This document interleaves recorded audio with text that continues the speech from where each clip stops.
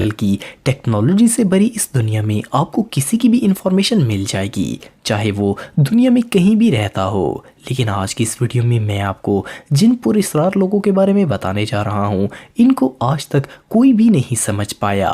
तो शुरू करते हैं अपना काउंटडाउन। Number 5, dB Cooper. दोस्तों 24 नवंबर 1971 में डैन कूपर नामी शख्स बोइंग 727 जहाज पर सवार हुआ। जब फ्लाइट टेक ऑफ हुई तो इसने प्लेन को हाईजैक कर लिया और सबसे कहा कि इसके ब्रीफकेस में बॉम्ब है।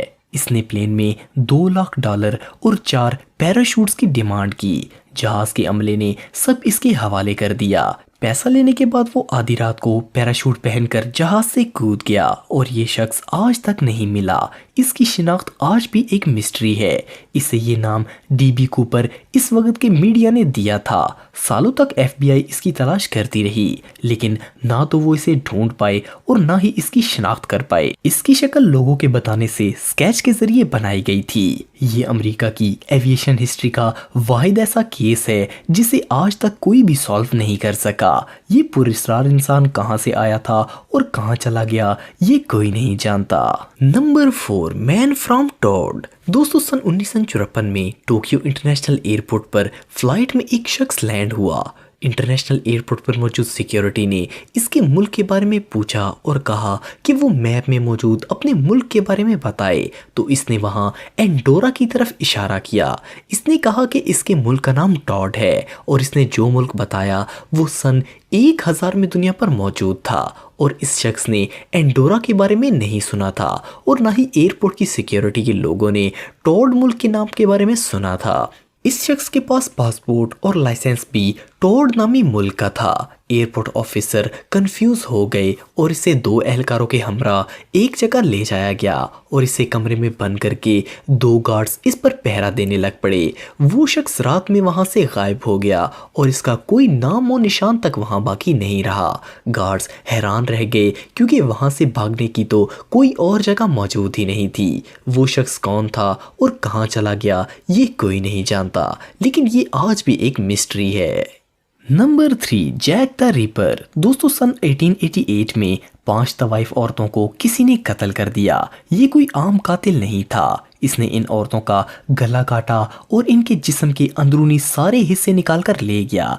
ये एक सीरियल किलर था। जिस तरह से इन औरतों के जिस्म को काटा गया था, इससे साफ जाहिर होता था कि कातिल को जरूर सर्जिकल एक्सपीरियंस है, क्योंकि ऐसा कोई आम शख्स नहीं कर सकता।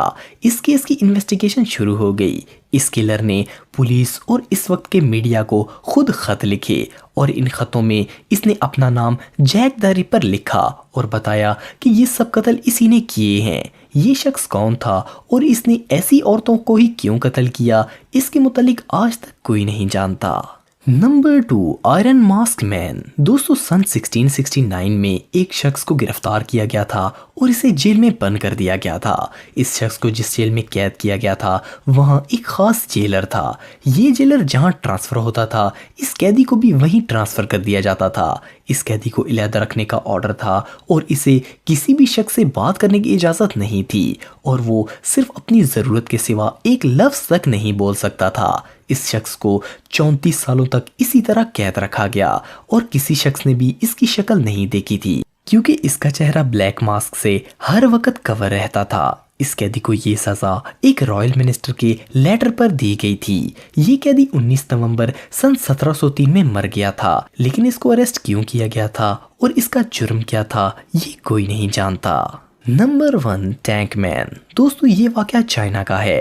5 जून 1989 की सुबह चाइना तियानमिन प्रोटेस्ट को रोकने के लिए मिलिट्री टैंक्स की लाइन चल रही थी। इस दौरान एक शख्स अचानक से वहां आ गया और टैंक्स के आगे खड़ा हो गया। इसने टैंकर्स की पूरी रो को रोक दिया।